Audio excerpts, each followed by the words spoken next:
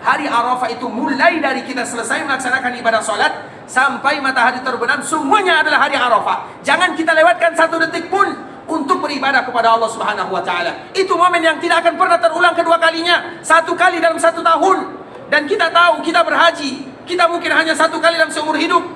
Makanya mulai dari zuhur sampai terbenam matahari, jangan lewatkan hari tersebut kecuali ada nilai ibadah di sana.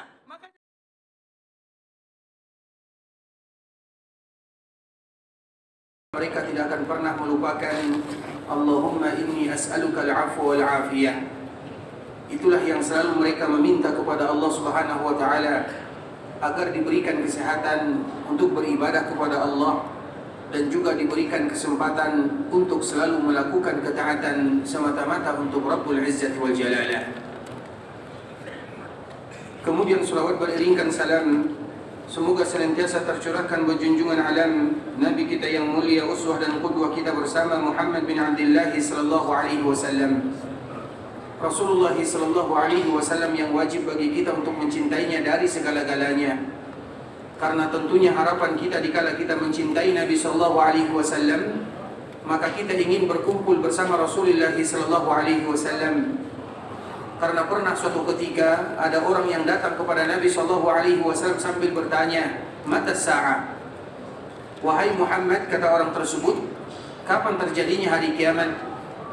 Dan yang bertanya ini adalah orang yang sesekali berjumpa dengan Nabi sallallahu alaihi wasallam. Dia tidak terlalu bergaul dengan Nabi sallallahu alaihi wasallam karena dia jauh tinggalnya di pemukiman atau jauh dari kota Madinah. Tiba-tiba dikala bersua dan berjumpa dengan Nabi sallallahu alaihi wasallam, maka dia langsung melontarkan sebuah pertanyaan, "Mata sa'ah?" Kapan terjadinya hari kiamat? Maka Nabi sallallahu alaihi wasallam tidak tahu. Karena memang urusan hari kiamat adalah urusan Allah Subhanahu wa Ta'ala. Tidak satu pun yang namanya manusia, bahkan baginda Nabi yang mulia tidak tahu tentangnya. Apabila ada orang yang mengetahui tentang terjadinya hari kiamat, maka itu sudah jelas adalah orang-orang yang berdusta. Karena Allah mengkhususkan ilmu tersebut untuk dirinya. Ketika Nabi SAW ditanya, "Mata sa'ah?" maka Nabi SAW tidak bisa memberikan jawaban. Nabi SAW kembali balik bertanya kepada orang yang tadi bertanya. Apa jawaban Nabi SAW? Atau apa pertanyaan Nabi SAW? "Madza a'dadta laha?" Wahai fulan, kalau seandainya terjadi hari kiamat, apa persiapanmu? Apakah kamu sudah memiliki bekal? Apakah kamu sudah memiliki persiapan bertemu dengan Allah Subhanahu wa Ta'ala? Maka orang yang tadi bertanya menjawab, la syai'. Tidak ada persiapanku, maknanya tidak ada kekhususan. Bukan berarti dia tidak beribadah kepada Allah, tapi dia mengira dirinya tidak memiliki ibadah yang spesial. Karena setiap muslim, mereka merasa dirinya dilebihkan oleh Allah Subhanahu wa Ta'ala dikala melakukan ibadah. Ada sebahagian kita dilebihkan oleh Allah dalam masalah ibadah salat. Semua ibadah salat mudah bagi dia untuk melakukannya, maka manfaatkan ibadah tersebut. Ada orang yang salatnya pas-pasan, namun Allah berikan kelebihan kepadanya dalam ibadah puasa, maka manfaatkan ibadah puasa tersebut. Ada orang yang salatnya pas-pasan, puasanya juga pas-pasan, tapi Allah lebihkan dirinya ringan tangannya, mudah memberikan nafkah, memberikan sedekah, memberikan zakat kepada kaum muslimin. Dan kita merasa bahwa tidak mungkin semua ibadah bisa kita lakukan dan sempurna kita melakukannya. Tapi kita juga merasa ada ibadah yang Allah Subhanahu wa Ta'ala mudahkan bagi kita untuk melakukannya. Sehingga bagi mereka yang rajin sholat, manfaatkan. Mereka yang dimudahkan puasa juga manfaatkan. Karena bisa jadi dari salah satu ibadah yang kita lakukan kekhususannya, dengan itu pula lah Allah mudahkan jalan kita menuju ke dalam surga. Sahabat ini dikala ditanya oleh baginda Nabi yang mulia, dia mengatakan la syai', tidak ada. Maknanya tidak ada ibadah yang khusus. Bukan berarti dia tidak sholat, bukan berarti dia tidak melakukan ibadah yang lainnya, namun dia merasa tidak ada ibadah khusus yang spesial yang dia bawa ke hadapan Allah Subhanahu wa Ta'ala. Kemudian dikala dia menjawab la syai', kecuali satu, kecuali aku mencintaimu ya Rasulullah. Itu kata orang tersebut kepada Nabi sallallahu alaihi wasallam. Dikala Nabi mendengarkan jawaban orang ini, yang dia tidak memiliki ibadah yang terlalu banyak, hanya ibadah-ibadah yang wajib-wajib saja, namun ada ibadah yang luar biasa yang dia miliki, yaitu kecintaannya kepada baginda Nabi yang mulia sallallahu alaihi wasallam. Maka ketika itu juga Nabi SAW menyebutkan sebuah kalimat yang para sahabat merasa bangga dengan kalimat yang keluar dari lisan Nabi ini. Nabi SAW menyebutkan, anta ma'aman ahbabta, sesungguhnya engkau akan dikumpulkan oleh Allah bersama orang yang kau cintai. Maknanya dikala engkau mencintai diriku wahai fulan, orang yang tadi bertanya kepada Nabi SAW, yang tidak membawa bekal banyak bertemu dengan Allah Subhanahu wa taala kecuali dengan yang wajib-wajib saja, tapi ada ibadah yang paling mulia, yang spesial, yaitu mencintai Nabi SAW melebihi segala-galanya. Maka Nabi SAW menyebutkan, anta ma'aman ahbabta, sesungguhnya engkau akan dikumpulkan bersama orang yang kau cintai. Sehingga Anas bin Malik radhiyallahu ta'ala anhu menyebutkan dikala dia mendengarkan Nabi SAW mengatakan sabda yang mulia ini, demi Allah, tidaklah kami merasa bahagia kecuali Nabi SAW mengucapkan kalimat ini. Dan ketahuilah, kata Anas bin Malik, sesungguhnya aku mencintai Rasulullah SAW, aku mencintai Abu Bakar, aku mencintai Umar, walaupun aku sadar kalau seandainya aku tidak melakukan sebagaimana yang mereka lakukan, karena ibadah kita tidak mungkin sama dengan ibadah Nabi SAW. Nabi orang yang kuat di dalam beribadah, Nabi orang yang mulia. Kita tahu ibadah kita tidak akan pernah sama dengan ibadah yang dilakukan oleh Nabi. Mendekatinya pun juga tidak akan mungkin. Kita tahu bagaimana kekurangan kita, kita tahu bagaimana kelemahan kita. Jangankan Nabi, ibadah Abu Bakar saja tidak mungkin kita menyainginya. Jangankan Abu Bakar, Umar, jangankan Umar, sahabat-sahabat yang paling berada di belakangan kita pun tidak akan pernah bisa menyaingi mereka. Tetapi walaupun kita tahu kita tidak akan mungkin bisa sama ibadahnya dengan orang-orang yang mulia, tapi kita semua bersaksi bahwa kita mencintai orang-orang yang mulia tersebut. Kita mencintai Nabi SAW, kita mencintai Abu Bakar, kita juga mencintai Umar, kita mencintai semua sahabat Nabi SAW, kita mencintai para ulama, kita mencintai ahli ibadah, kita mencintai orang-orang yang saleh, kita mencintai orang-orang yang syuhada. Karena Nabi SAW menyebutkan, anta ma'aman ahbabta, engkau akan dikumpulkan bersama orang-orang yang kau cintai. Dan semoga dengan kecintaan kita kepada Nabi, kita dikumpulkan oleh Allah Subhanahu wa taala bersama Rasulullah sallallahu alaihi wasallam. Begitulah makna daripada sebuah cinta ikhwatul Islam. Karena cinta kepada baginda Nabi yang mulia tidak hanya sampai di dunia belaka, tapi harapan kita cinta tersebut memberikan kabar gembira dan memudahkan kita masuk dan menuju surga Allah Subhanahu wa taala. Oleh karenanya, di antara bentuk kecintaan kita kepada Nabi sallallahu alaihi wasallam, dan ini juga merupakan di antara anjuran yang harus dan dianjurkan bagi kita untuk senantiasa melakukannya, terutama dikala kita berada di kota Madinah, adalah berziarah ke perkuburan Rasulullah sallallahu alaihi wasallam dan juga berziarah ke perkuburan kedua orang sahabatnya, Abu Bakar dan Umar radhiyallahu taala anhuma. Dikala kita berziarah ke perkuburan Nabi ikhwatul Islam, maka kita harus menjaga adab dan etika. Kalau seandainya kita berziarah ke perkuburan orang tua kita saja, kita betul-betul menjaga adabnya, kita menjaga etikanya, dan kita tahu bahwa orang tua kita jauh di bawah Nabi sallallahu alaihi wasallam. Yang paling memberikan manfaat kepada kita adalah Rasulullah sallallahu alaihi wasallam. Sehingga kalau seandainya kita dimudahkan untuk berziarah ke perkuburan Nabi, maka dikala itulah kita harus menjaga adab, menjaga suara, menjaga hal-hal yang perlu kita jaga. Kemudian dikala kita sampai di perkuburan Nabi sallallahu alaihi wasallam, di saat itulah kita mengucapkan Assalamu alayka ya Rasulullah wa rahmatullahi wa barakatuh.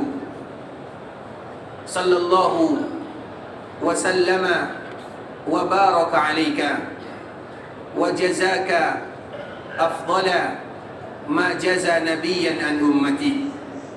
Itulah doa yang kita ucapkan ketika kita berziarah ke perkuburan Nabi yang mulia. Di dalamnya terkandung salam dan salawat dan juga berdoa kepada Allah Subhanahu wa taala. Sambil kita mengucapkan Assalamu alayka ya Rasulullah wa rahmatullahi wa barakatuh. Keselamatanlah untukmu ya Rasulullah, rahmat dan keberkahan dari Allah Subhanahu wa taala. Sallallahu wa sallama wa baraka alayka. Salawat, salam, barakah semuanya untukmu ya Rasulullah. Wa jazaka, dan semoga Allah memberikan balasan kepadamu afdal, bukan sembarangan balasan, tapi balasan yang paling afdal, yang paling mulia, yang paling agung. ma jaza nabiyyan an ummati, sebagaimana Allah memberikan balasan kepada para nabi ketika mereka berdakwah untuk umatnya. Itulah di antara doa yang dianjurkan bagi kita membacanya dan mengucapkannya dikala kita berziarah ke perkuburan Nabi, sehingga dikala Allah mudahkan kita berziarah, kita fokus kepada doa tersebut, jangan difokuskan kepada yang lain. Dan di antara salah satu yang harus kita jaga ikhwatul Islam, dikala kita berziarah ke perkuburan Nabi SAW, maka janganlah sesekali kita mengangkat suara di sana, karena memang itu merupakan perintah Allah Subhanahu wa taala. La tarfa'u aswatakum fawqa sautin nabi. Janganlah kalian mengangkat suara kalian di atas suara Nabi SAW. Walaupun ayat ini memiliki makna yang banyak, tapi di antara salah satunya adalah bagaimana adab yang harus kita jaga, sehingga dikala kita berziarah, kita fokus kepada berziarah ke perkuburan Nabi SAW. Karena yang kita ziarahi adalah Nabi, yang kita ziarahi adalah Abu Bakar As-Siddiq, yang kita ziarahi adalah Umar bin Khattab, manusia-manusia yang paling mulia. Nabi jelas kemuliaannya. Abu Bakar dan Umar manusia yang paling mulia setelah Nabi SAW. Bahkan kalau seandainya dibandingkan dengan semua manusia yang ada di dunia, maka yang paling mulia pertama adalah Nabi, kemudian para Rasul, kemudian para Nabi-Nabi yang lainnya. Setelahnya Abu Bakar dan Umar, mereka adalah orang-orang yang paling mulia. Dan cukup kemuliaan mereka tersebut ketika Allah Subhanahu wa taala kumpulkan mereka bersama Nabi di dunia. Dan juga Allah Subhanahu wa taala kumpulkan mereka bersama Nabi di alam barzakh, sebelum Allah Subhanahu wa taala kumpulkan mereka bersama Nabi di dalam surga. Sehingga Nabi SAW dengan jelas dan terang benderang menyebutkan kepada para sahabatnya, dikala mereka semua berada di dalam Masjid Nabawi, mana Abu Bakar? Maka Abu Bakar datang sambil mengucapkan labbaika ya Rasulullah. Aku datang ya Rasulullah menjawab seruanmu. Kemudian dikala Abu Bakar datang, Nabi SAW menyuruh dia berdiri di samping kanannya. Tangan kanan Nabi menggenggam tangan kiri Abu Bakar As-Siddiq seperti ini. Kemudian setelahnya Nabi SAW kembali bertanya, mana Umar? Maka Umar mengatakan labbaika ya Rasulullah. Aku menjawab seruanmu ya Rasulullah. Kemudian Umar juga maju berdiri di samping kiri Nabi SAW. Maka Nabi memegang tangan kanan Umar dengan tangan kirinya, memegang erat. Kemudian setelah Nabi SAW memegang kedua orang sahabat tersebut, Nabi mengangkat kedua tangannya bersama kedua tangan sahabatnya sambil mengatakan, seperti inilah kami akan dikumpulkan di dalam surga. Begitulah Abu Bakar dan Umar radhiyallahu ta'ala anhuma. Allah kumpulkan mereka bersama Nabi di dunia.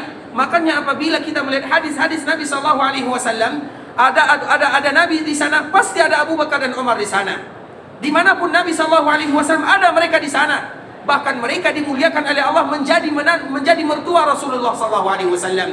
Abu Bakar mertua Nabi, Umar juga mertua Nabi. Kedekatan apalagi mereka dengan Nabi SAW, sehingga mereka muliakan, atau Allah muliakan mereka berkumpul dengan Nabi di dunia. Dan Allah juga kumpulkan mereka di alam barzakh. Mereka sama-sama bersama Nabi SAW. Sehingga dikala kita berziarah ke perkuburan Nabi, maka secara otomatis kita juga harus berziarah ke perkuburan Abu Bakar dan Umar. Dikala kita sejajar dengan perkuburan Nabi SAW, kita menyebutkan Assalamu alayka ya Rasulullah wa rahmatullahi wa barakatuh. Sallallahu wa sallama wa baraka alayka wa jazaka afdala ma jaza nabiyyan an ummati. Itu untuk Nabi sallallahu alaihi wasallam. Kemudian hanya beberapa langkah saja, satu langkah saja, ada Abu Bakar di sana. Karena dikala Nabi SAW dikuburkan, kiblat itu ke sana, yang mana sebelumnya menuju Baitul Maqdis. Ketika Nabi SAW dikuburkan, maka setelahnya Abu Bakar yang dikuburkan. Abu Bakar berpesan, jangan sejajarkan diriku dengan Nabi SAW, sehingga kepala Abu Bakar sejajar dengan bahu Nabi SAW. Berarti dikala Nabi dikuburkan di sini, maka kepala Abu Bakar sejajar dengan bahu Nabi SAW, ke bawah sedikit.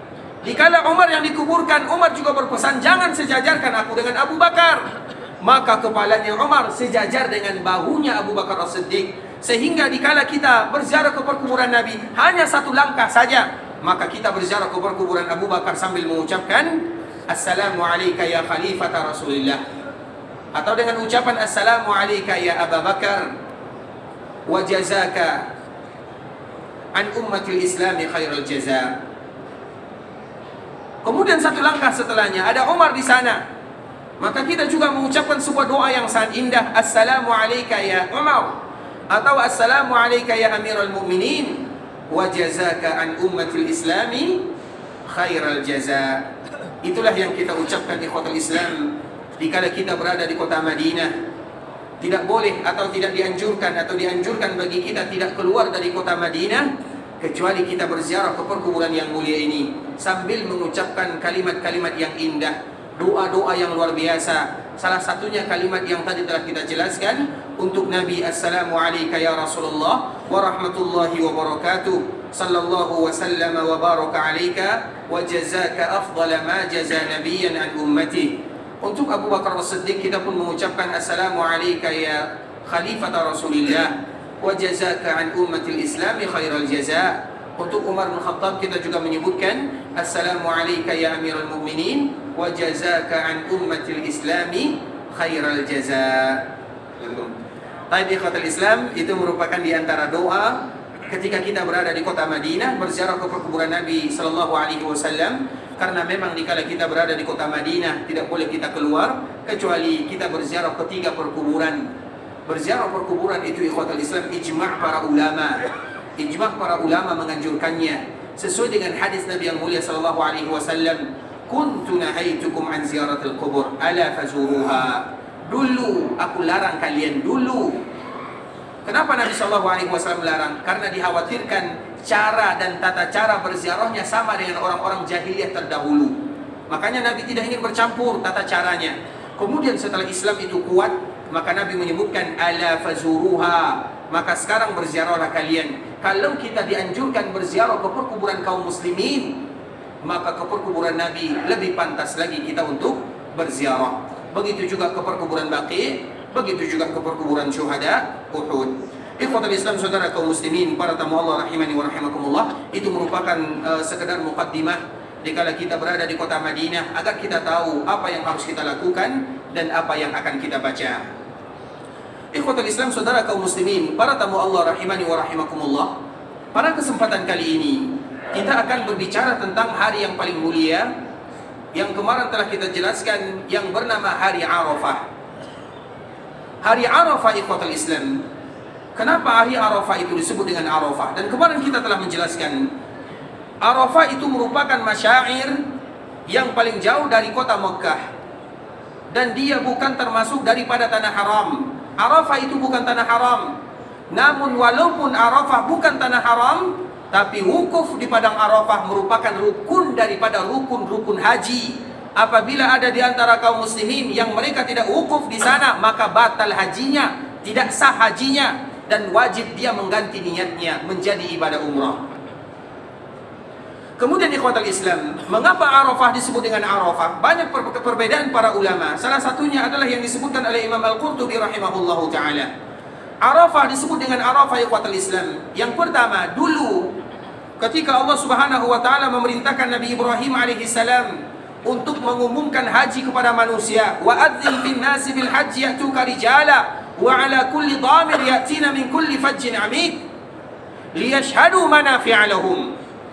Di antara salah satu perintah Allah Subhanahu wa taala kepada Nabi Ibrahim, wahai Ibrahim, umumkan haji kepada manusia, maka mereka akan datang dari seluruh penjuru dunia, baik mereka dengan menggunakan kendaraan ataupun bahkan mereka berjalan kaki. Mereka akan datang ke tanah suci untuk menjawab seruan panggilan Allah Subhanahu wa taala melalui lisan Nabi Ibrahim alaihi salam. Kemudian apa kata Allah? Liyashhadu manafi'a lahum, agar mereka menyaksikan manfaat-manfaat yang ada. Nah, di antara manfaat tersebut, dikala kita berada di Mina, dikala kita berada di Muzdalifah, dan dikala kita berada di Arafah. Arafah itu adalah tempat yang paling jauh dari kota Mekah atau paling jauh dari Ka'bah Musyarrafah. Dan Nabi SAW menyebutkan Arafah kulluha mauqif.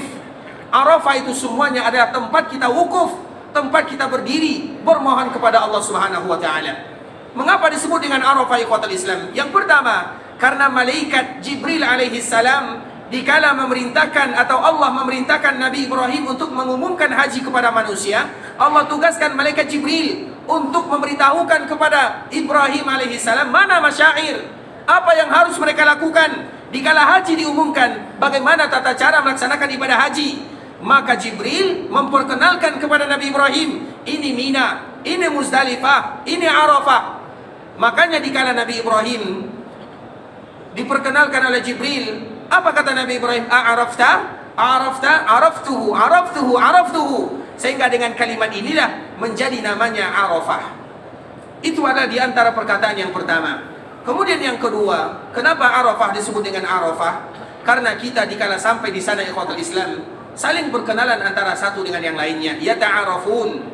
Mereka saling berkenalan. Mereka yang melaksanakan ibadah haji yang jauh menjadi dekat. Kita yang berbeda pulau akan bersama. Kita yang berbeda negara juga akan sama. Walaupun kita tidak satu memahami bahasa dengan yang lainnya, tapi bahasa kita adalah bahasa kalimat La ilaha illallah. Itulah yang menyatukan kita. Itulah yang memperkenalkan kita. Sehingga disebut dengan Arafah. Kemudian pendapat yang ketiga, kenapa Arafah disebut dengan Arafah? Karena di sanalah ketika Allah menurunkan Nabi Adam dan Hawa alaihi wassalam. Adam kembali berjumpa dengan Hawa di sana, sehingga disebut dengan Arafah, yaitu mengetahui dan kembali berkumpul bersama ibunda kita Hawa alaihi wassalam. Kemudian yang terakhir ikhwatul Islam, kenapa Arafah disebut dengan Arafah? Dan ini merupakan momen yang paling penting yang harus kita ketahui bersama. Arafah itu ikhwatul Islam disebut dengan Arafah karena apabila setibanya kita di padang Arafah, kita akan mengatakan kepada Allah dan kita akan mengakui semua kesalahan yang pernah kita lakukan. Iktiraf, yaitu kita akui semua kesalahan kita. Ya Allah, aku adalah hambamu yang penuh dengan dosa, bergelimang dengan maksiat. Maka kita menyebutkan semua kesalahan kita. Karena di antara bentuk kita berdoa kepada Allah Subhanahu wa taala, kita akui semua yang kita kerjakan ikhwatul Islam.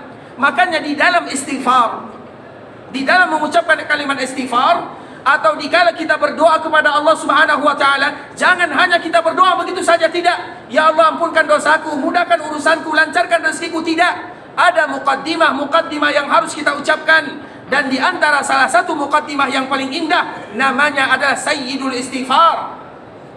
Jangan ada di antara kita yang berdoa, jangan ada di antara kita yang beristighfar kecuali mereka memulai dengan kalimat Sayyidul Istighfar. Apa makna daripada kalimat istighfar? Istighfar itu ikhwatul Islam punya dua makna di dalamnya. Istighfar itu diambil dari kata-kata ghafara. Ghafara itu artinya penutup. Makanya penutup kepala Nabi disebut dengan minfar, artinya penutup. Kemudian ditambah dengan kalimat alif, sim dan ta, artinya kita minta ditutupi kesalahan kita oleh Allah Subhanahu wa taala, bukan dihilangkan. Sehingga kita mengakui semuanya. Makanya dikala kita berada di Arafah, kita sebutkan semua kesalahan yang pernah kita lakukan. Kemudian istighfar, dikala kita mengakui kesalahan kita kepada Allah Azza wa Jal, apa yang kita minta setelahnya?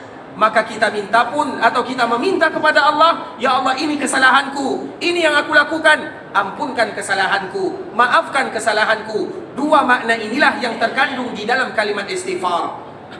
Dan dikala kita beristighfar kepada Allah ikhwatal Islam, maka ada yang namanya Sayyidul Istighfar, inti daripada semua kalimat istighfar. Sehingga dikala kita berada di sana, tidak boleh atau dianjurkan bagi kita untuk menghafalnya. Allahumma anta rabbi, la ilaha illa ant, khalaqtani, wa ana abduk, wa ana ala ahdika wa wa'dika mastata', a'udzu bika min syarri ma sana't, abu'u laka bi ni'matika alayya, wa abu'u bi dhanbi, faghfir li, fa innahu la yaghfiru dzunuba illa ant. Kemarin kita mengatakan bahwa pena bawa buku ya. Ini penting ikhwatul Islam, agar kita tahu bagaimana kemuliaan dikala kita berada di padang Arafah. Di padang Arafah mengangkat tangan tidak cukup begitu saja. Ada muqaddimah yang harus kita ucapkan. Dan ini merupakan di antara muqaddimah yang paling penting, disebut dengan Sayyid. Apa arti Sayyid? Nabi SAW kita panggil Sayyid. Kenapa Nabi SAW dipanggil Sayyid? Berarti pemimpinnya para Nabi dan para Rasul, Sayyidul Anbiya'i wal Mursalin. Kenapa ini juga disebut dengan Sayyid? Karena ini adalah pemimpinnya semua kalimat istighfar. Semua kalimat istighfar yang kita hafal, yang kita ketahui, inilah pemimpinnya, inilah tuannya, inilah yang paling utama. Sehingga disebut dengan istighfar. Kalau kita mengucapkan astaghfirullah, astaghfirullah, astaghfirullah wa atubu ilaih, astaghfirullah wa atubu alayya, atau kalimat-kalimat yang lainnya, bagus.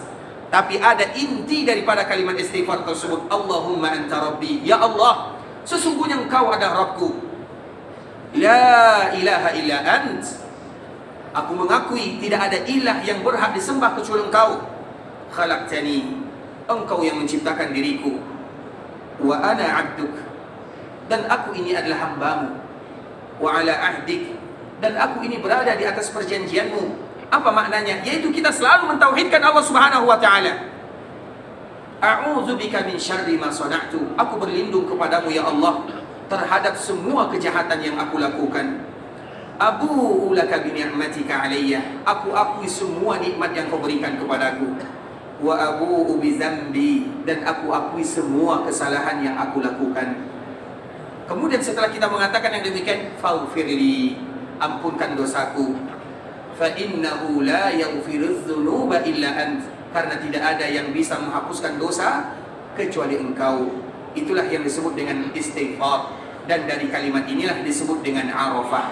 Arafah itu artinya ikhwatul Islam, di mana kita sampainya di sana, kita mengakui semua kesalahan yang pernah kita lakukan. Makanya tidak wajar kalau seandainya kita sampai di Arafah kita hanya tertawa, berbicara. Jangan.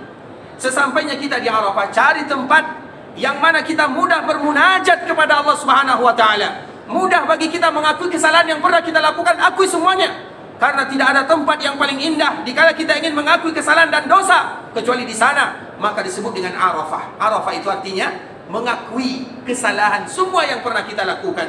Maka wajar ikhwatul Islam, dikala Allah Subhanahu wa ta'ala berbangga kepada mereka-mereka yang ada di sana. Allah bangga. Hari ini merupakan hari yang mulia.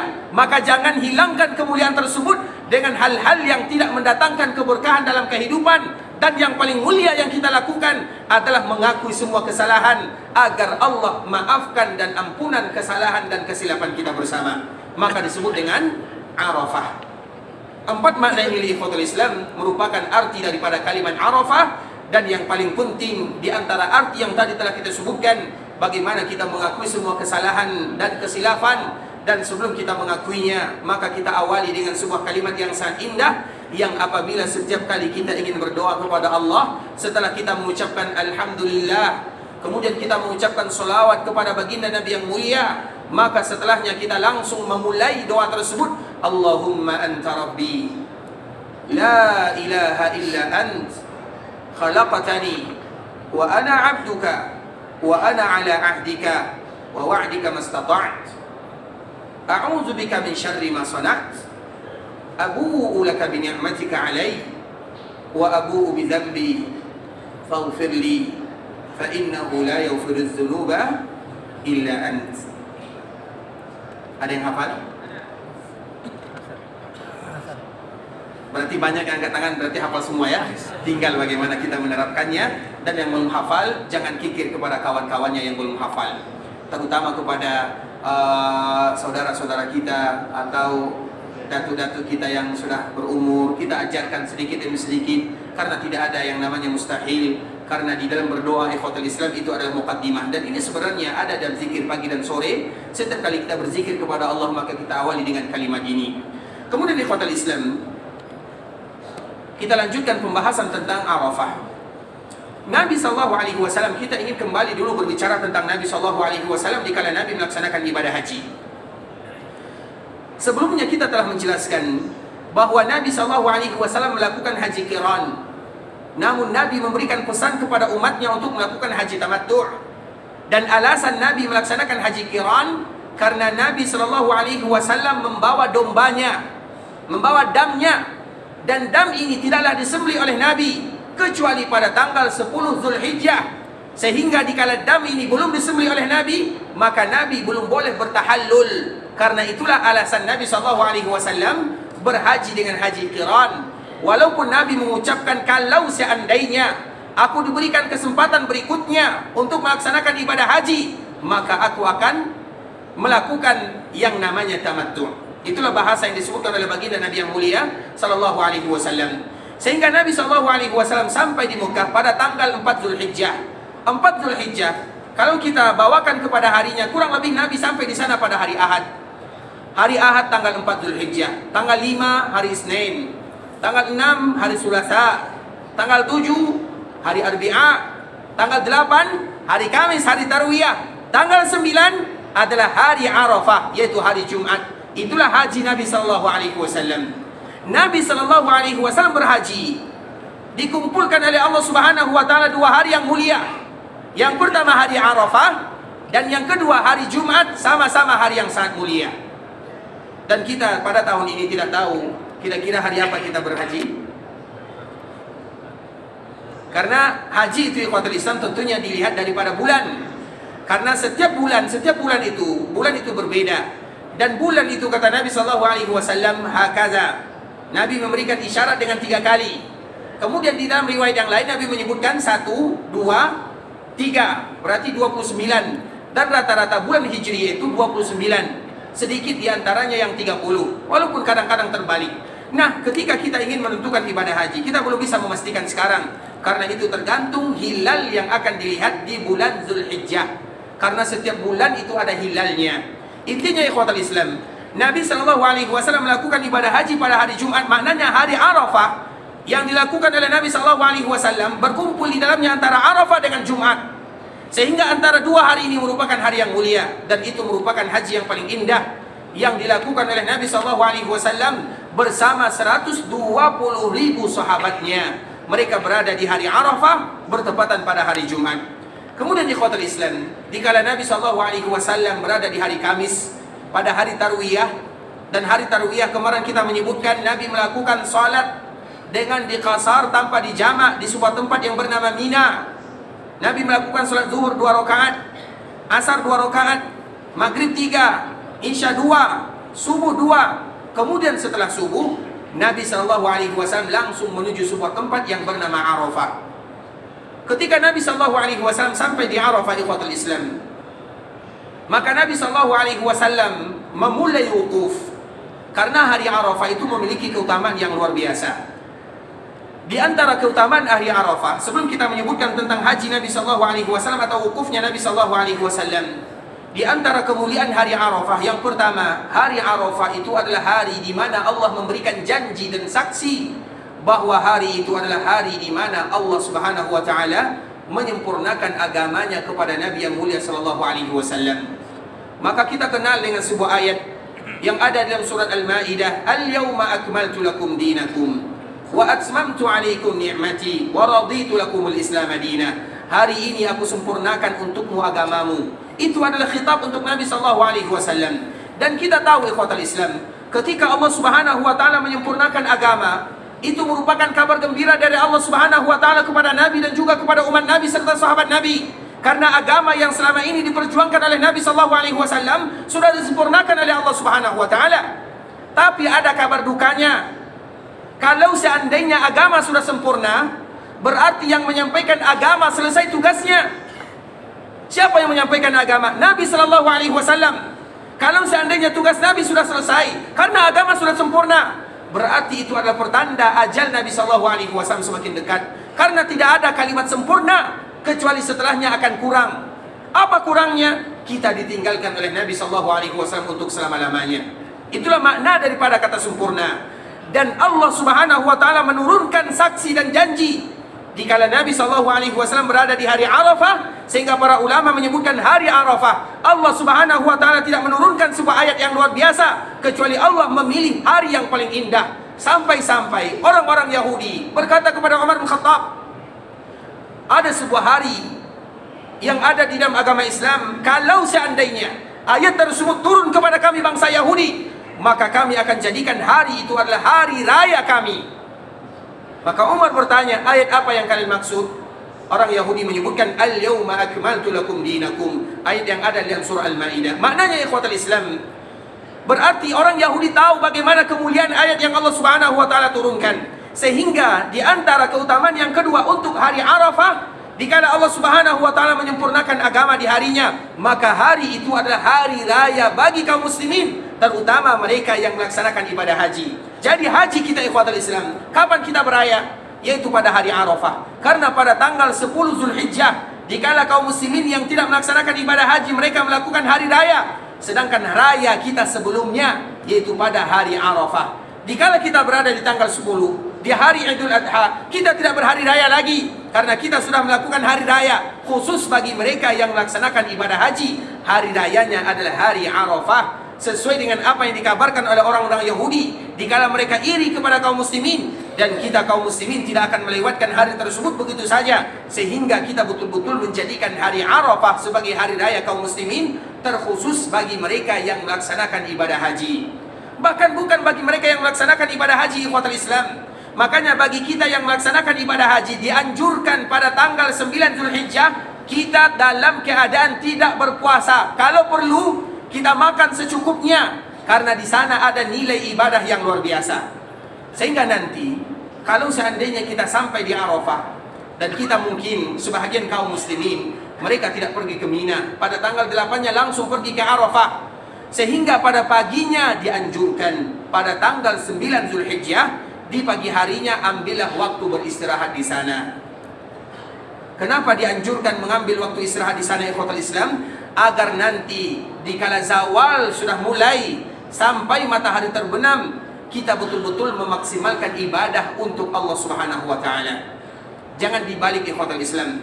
Kami ini mohon maaf supaya tidak terulang, bukan melecehkan tapi supaya tidak terulang. Kami beberapa kali melaksanakan ibadah haji bersama sebahagian jemaah kaum muslimin. Hari Arafah itu bukan hanya dikala berkhutbah. Hari Arafah itu bukan hanya setelah kita melaksanakan salat kemudian kita berzikir, kemudian kita membaca doa, tidak. Hari Arafah itu mulai dari kita selesai melaksanakan ibadah salat sampai matahari terbenam, semuanya adalah hari Arafah. Jangan kita lewatkan satu detik pun untuk beribadah kepada Allah Subhanahu wa taala. Itu momen yang tidak akan pernah terulang kedua kalinya, satu kali dalam satu tahun. Dan kita tahu kita berhaji, kita mungkin hanya satu kali dalam seumur hidup. Makanya mulai dari zuhur sampai terbenam matahari, jangan lewatkan hari tersebut kecuali ada nilai ibadah di sana. Makanya tadi kita menyebutkan anjuran kita beristirahat di pagi harinya supaya kita kuat beribadah kepada Allah.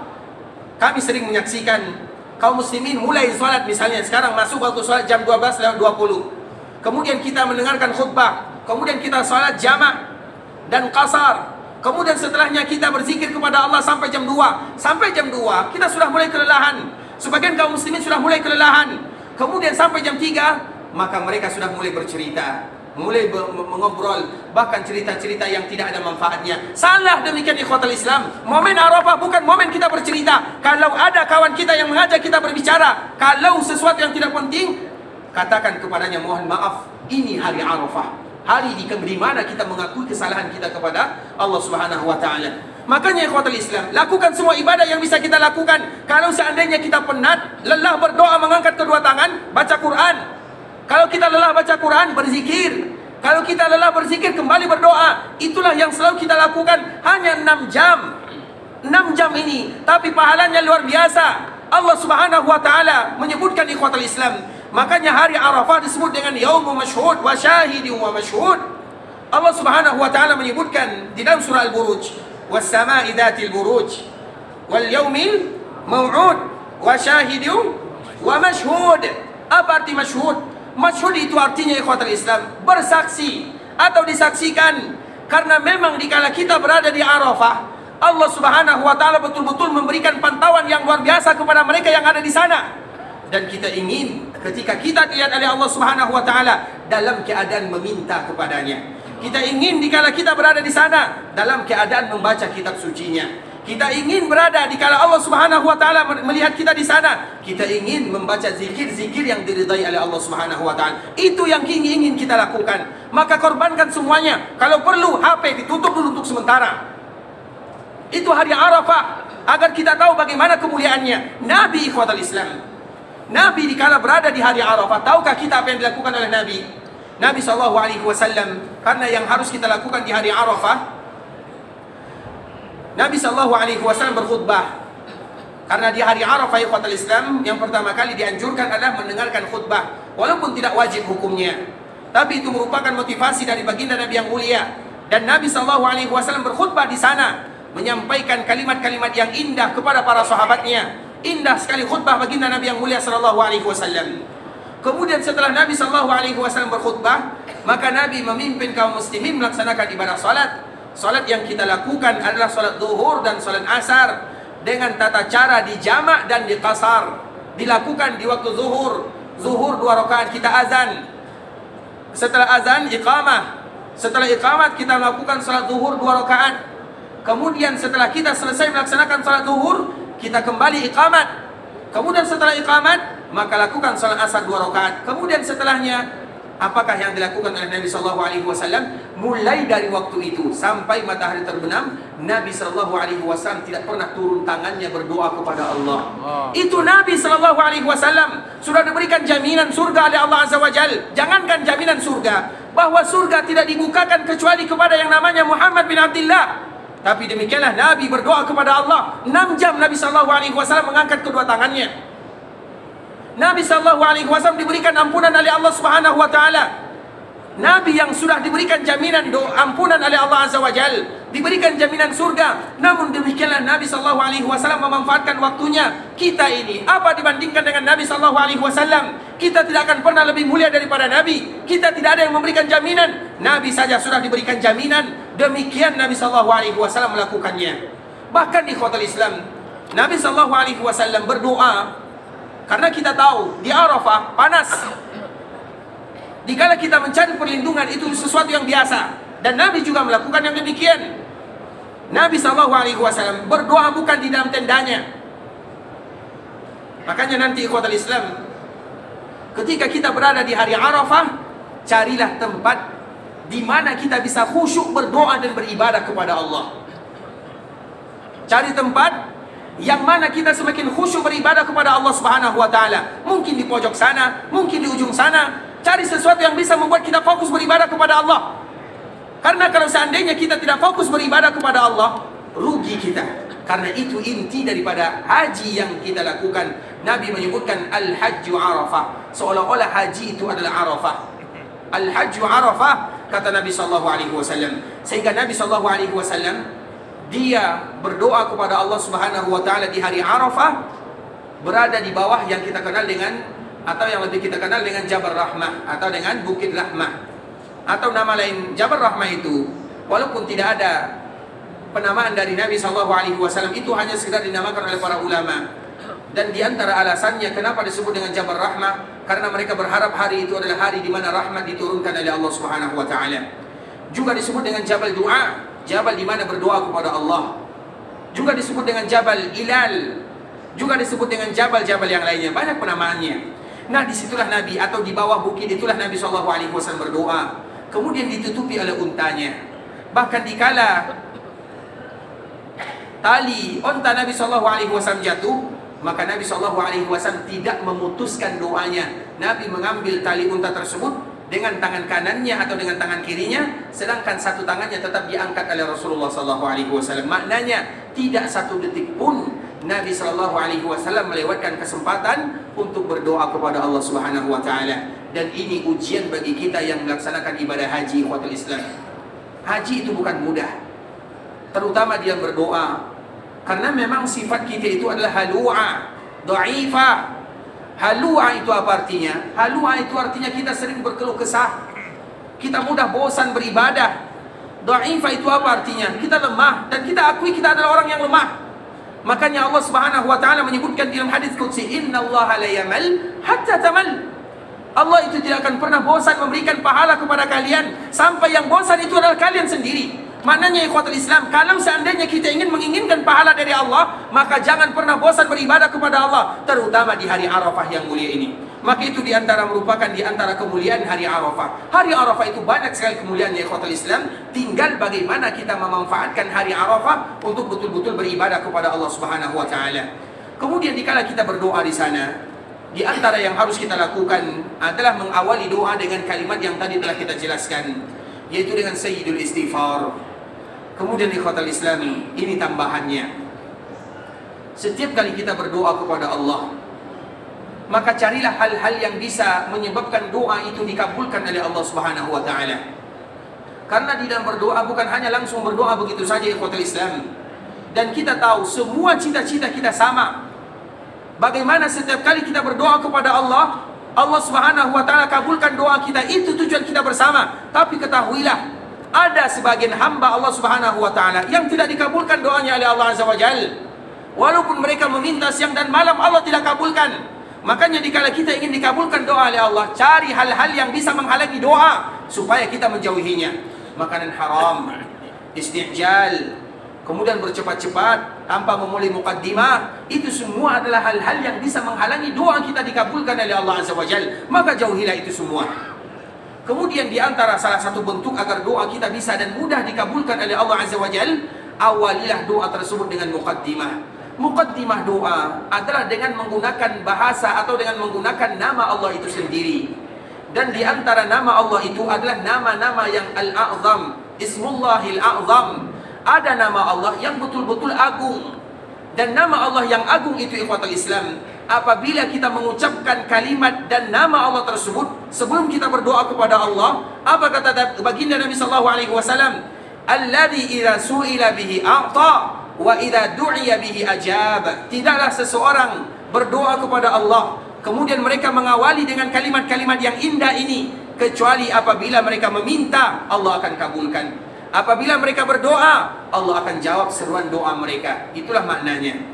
Nah, tinggal bagaimana kita mencari Ismullahil A'zam. Ismullahil A'zam itu ikhwatul Islam, dan semuanya bisa kita pakai. Yang pertama, setiap kali kita mengucapkan doa kepada Allah, perbanyaklah mengucapkan kalimat Ya Allah.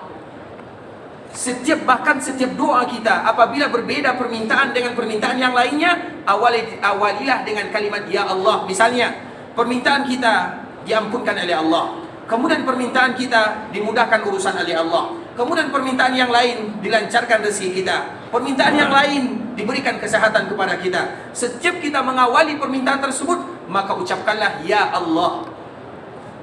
Kemudian itu yang pertama. Yang kedua, ikhwatal Islam, setiap kali kita, dan ini adalah setiap kali kita meminta, maka kita mengawali dengan kalimat-kalimat ini. Jangan kita meminta begitu saja langsung kepada Allah Subhanahu wa taala. Sama saja ikhwatul Islam. Ini kita contohkan kepada manusia, walillahil matsalul a'la, dan Allah memiliki permisalan yang sangat agung. Misalnya kita datang misalnya kepada Pak RT, Pak RW, Pak Camat, Pak Bupati, kemudian tiba-tiba kita masuk, kemudian langsung kita menyebutkan ini permintaan saya 1, 2, 3 dan 4. Tentunya sulit untuk dikabulkan. Tapi apabila kita memberikan pujian, maka mudah dikabulkan. Itu manusia, walillahil matsalul a'la, dan Allah punya permisalan yang agung. Makanya dikala kita berdoa, awalilah dengan kalimat yang pertama Ya Allah, yang kedua Ya Hayyu Ya Qayyum, birahmatika astaghits, aslih li sya'ni kullah wa la takilni ila nafsi tarfata ain. Itu yang kedua. Setiap kali kita meminta, kemudian kita ingin meminta permintaan yang lain, ucapkan kalimat tersebut. Kemudian yang ketiga, yang pertama mudah, yang kedua juga mudah, yang ketiga Allahumma anta rabbi, Allahumma inni as'aluka, Allahumma inni as'aluka bi annaka anta Allahu la ilaha illa ant al-ahad as-samad alladhi lam yalid wa lam yulad wa lam yakul lahu kufuwan ahad. Allahumma inni as'aluk bi anni ushhiduk annaka anta Allahu la ilaha illa ant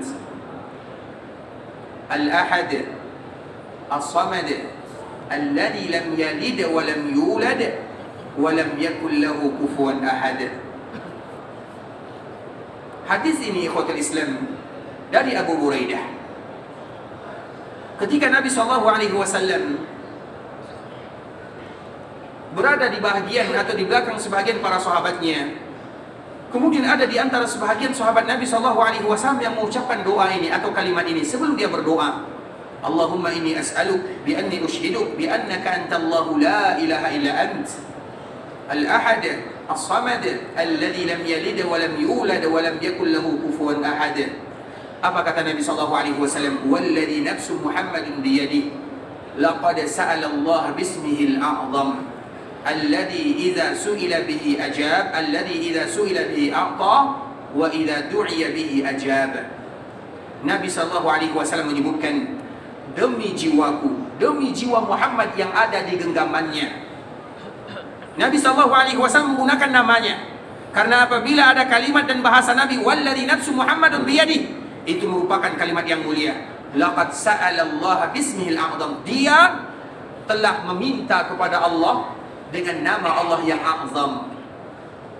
Alladhi idza su'ila bihi a'ta. Apabila diminta dengan nama tersebut, maknanya setiap kali kita meminta kepada Allah, awali dengan kalimat ini, ajaba atau a'ta, Allah pasti diberikan oleh Allah Subhanahu wa taala. Wa idza du'iya bihi, apabila kalian mengawali doa dengan kalimat ini, ajab.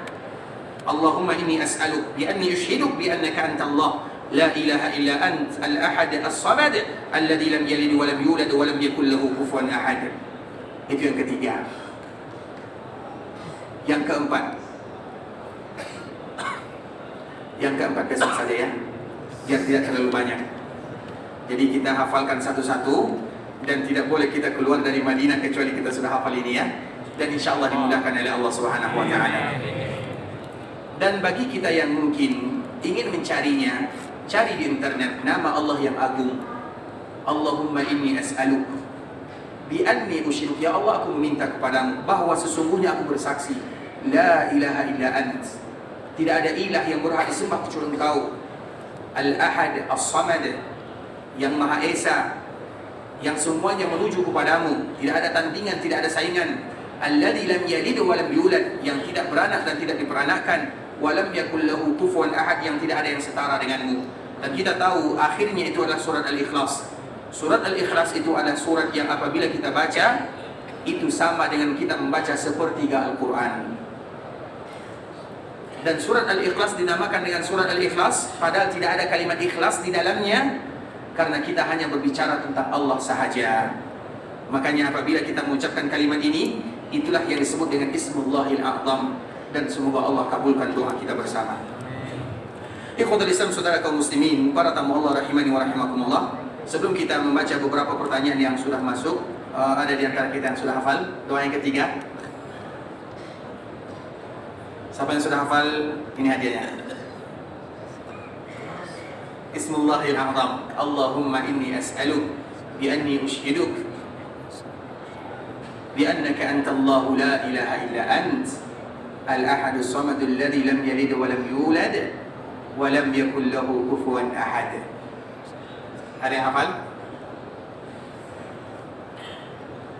Baik, kalau tidak ada yang hafal berarti ini dimasukkan lagi ya. Baik, ikhwatul Islam, saudara kaum muslimin, para tamu Allah rahimani wa rahimakumullah.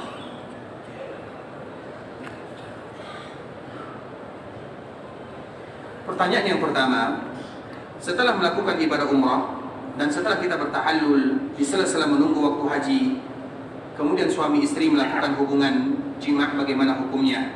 Boleh atau tidak? Boleh atau tidak? Boleh. Boleh atau tidak? Tidak. Ada yang tidak boleh, ada yang boleh. Berbeda para ulama. Kita sudah umrah, misalnya nanti kita pergi ke Mekah, kemudian kita umrah, kita tahallul. Kemudian waktu kita masih ada 2 minggu sampai masuknya tanggal 8 Dzulhijjah. Ya, sebagai seorang manusia, fitrah dari Allah Subhanahu wa taala, terutama suami istri, boleh atau tidak? Boleh. Boleh atau tidak? Boleh. Bagaimana Pak? Boleh atau tidak Pak? Boleh. Itu boleh, karena kita sudah tahallul. Tahallul itu sudah halal semuanya, kecuali bagi mereka yang haji qiran dan haji ifrad. Sedangkan bagi mereka yang haji tamattu, maka itu salah satu di antara nama tamattu. Tamattu itu artinya bersenang-senang. Tamattu itu artinya santai, bersenang-senang semuanya. Bersenang-senang dengan keluarga, dan itu tidak ada salahnya. Bahkan kita bersedekah namanya. Dan kita tidak berbicara masalah itu ya. Nanti cemburu mereka yang tidak punya keluarga. Kemudian ikhwatul Islam, jadi mereka yang setelah kita tahallul, maka kalau seandainya kita dengan keluarga, maka tidak menjadi masalah. Itu sesuatu yang diizinkan oleh Allah Subhanahu wa taala sampai batasnya tanggal 8 Dzulhijjah. Kalau sudah tanggal 8 Dzulhijjah, maka tidak boleh lagi sampai mereka tahallul tsani. Kalau belum tahallul tsani, maka tidak boleh. Kalau ada yang melakukannya sebelum tahallul awal, maka hajinya batal dan dia kita kena denda 1 ekor onta. Hajinya tidak sah, tidak boleh pulang, menyempurnakan hajinya, denda 1 ekor onta. Onta itu mahal, bukan 7 tapi 1 ekor onta bagi mereka yang melakukan sebelum tahallul awal. Setelah tahallul tsani, setelah tahallul awal, maka hajinya tetap sah, tapi dia kena denda, tapi bukan 1 ekor onta. Kalau setelah tahallul awal, Tapi kalau setelah tahallul tsani, maka tidak menjadi masalah. Itu kaedahnya di dalam masalah hubungan suami dan istri. Bisa dipahami? Betul nih. Insyaallah besok setelah ini kita akan membahas tentang masalah tahallul awal dan tahallul tsani. Kemudian pertanyaan yang kedua, ikhwatul Islam.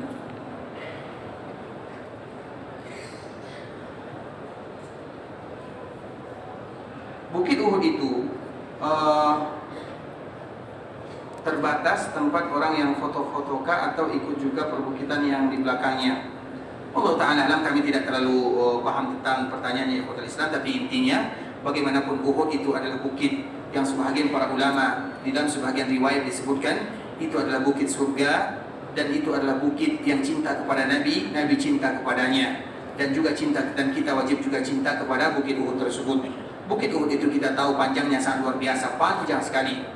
Tapi yang biasa kita ziarahi adalah bukit yang ada di belakang kita ini. Uhud itu jaraknya hanya kurang lebih 3 sampai 3,5 kilo saja. Tapi Uhud itu sendiri panjangnya kurang lebih 7 kilo. Tapi yang biasa kita ziarahi ada tempat di mana terjadi sebuah peperangan yang luar biasa, sehingga kita juga dianjurkan, karena memang dianjurkan bagi kita datang ke sana, terutama kepada syuhada Uhud. Jadi Uhud itu merupakan bukit yang sangat indah, bukit yang luar biasa. Kalau masalah yang ditanyakan, wallahu ta'ala alam, di perbukitan yang di belakangnya, karena Uhud itu luas sekali. Yang di belakangnya ikhwatul Islam, karena Uhud itu kita belum bisa mengelilinginya. Jadi yang belakang kita tidak tahu. Nah, di Uhud itu ada Jabal Rummah, ada jabal bukit yang biasanya didaki oleh sebagian kaum muslimin yang disebut dengan Jabal Rummah, yang dulu ada tempat sniper kalau bahasa kitanya, yang diletakkan oleh Nabi SAW atau yang kita kenal dengan ahli pemanah. Pemanah itu Ramyu itu disebut dengan rumah. Rumah itu akhirnya menjadi namanya Bukit Rummah. Itu merupakan di antara jawaban yang bisa kami memberikan jawaban kepadanya.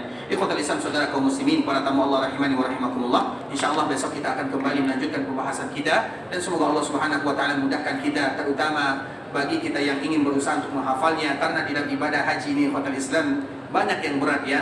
Ibadah haji ini yang berat, di antara salah satu yang berat adalah doa-doanya. Tapi tidak ada yang mustahil, terutama bagi kita yang berusaha, dan itu tidak terlepas daripada usia. Dan jangan pernah kita menganggap, oh Ustaz, usia saya sudah lanjut. Banyak orang-orang yang usianya sudah lanjut namun mereka diberikan kemudahan oleh Allah Azza wa Jalla. Maksudnya ikhwatul Islam harus ada usaha dulu. Kalau kita sudah berusaha semaksimal mungkin, baru kita menyerahkan semuanya kepada Allah Subhanahu wa taala. Ikhwatul Islam, sampai di sini pembahasan yang bisa kami sebutkan. Yang benar dari Allah Subhanahu wa taala, yang salah dari diri kami pribadi karena kurangnya ilmu kami, karena kebodohan dan kejahilan kami. Kami mohon dimaafkan kalau seandainya ada kata-kata yang salah, kata-kata yang kurang berkenan di hati. Kita berharap kepada Allah Subhanahu wa taala agar Allah ampunkan dosa kita bersama.